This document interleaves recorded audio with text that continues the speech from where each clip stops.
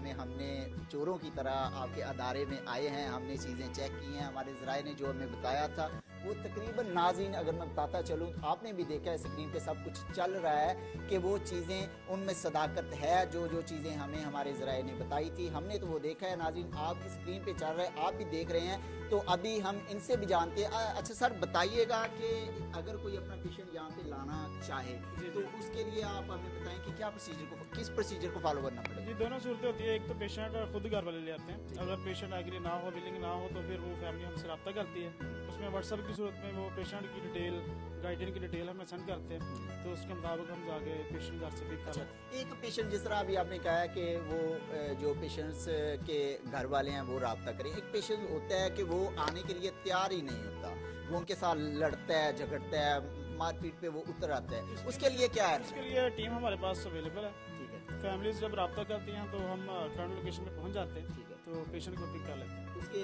Extra से उसमें वो गाड़ी का रेंट और टीम कुछ खर्चा आता है वो पे करते हैं, टीम जाके ले आती है जो टाइम दिया जाए उस पर। ठीक है, तो आपके इस हयात नो सेंटर में कितनी किस्म के कोर्सेज चल रहे हैं?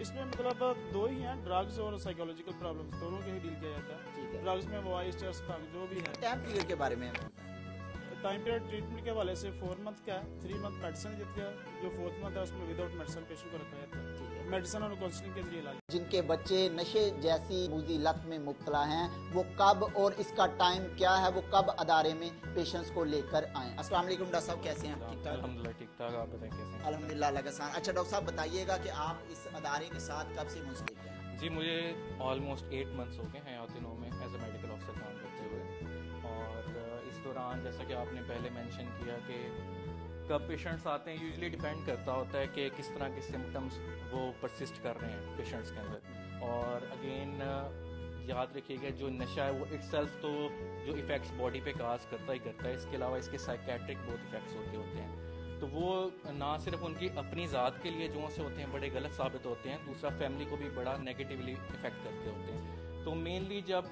जो पेरेंट्स हैं या फैमिली मेम्बर्स हैं वो जब पेशेंट्स को लेके आते हैं तो मोस्टली उनकी जो कंप्लेन ये होती है कि ऐसे साइकेट्रिकली जो से है ना वो अच्छा बिहेव नहीं कर रहे होते, यानी उनके अंदर एंगर इश्यूज आ जाते होते हैं, एंजाइटी हो रही होती है, नींद नहीं पूरी हो रही होती, ठीक है। फिर अगेन जो सिम्टम्स इंडिविजुअली वेरी भी करते होते हैं कि किस टाइप का नशा है, फिर उसके सिम्टम्स अगेन डिफरेंट होते हैं। तो ये ज़्यादातर जो मेनली जब पेशेंट्स हमारे पास आते हैं वो तब भी आते हैं जब उनको साइकेट्रिक कंप्लेंट्स होने लगती हैं। हर तरह का जो ड्रग्स हैं उनका ट्रीटमेंट यहाँ पे होता है, स्पेसिफिकली आजकल चूंकि आइस को मैंने स्पेसिफिकली यंग एज के अंदर, ठीक है, तो उसमें जो मेन इशू आइस के साथ आ रहा है कि उसमें जो पेशेंट्स होते हैं ना उनके साइकेट्रिक बहुत हैवी कंप्लेंट्स हो जाती हैं, उनके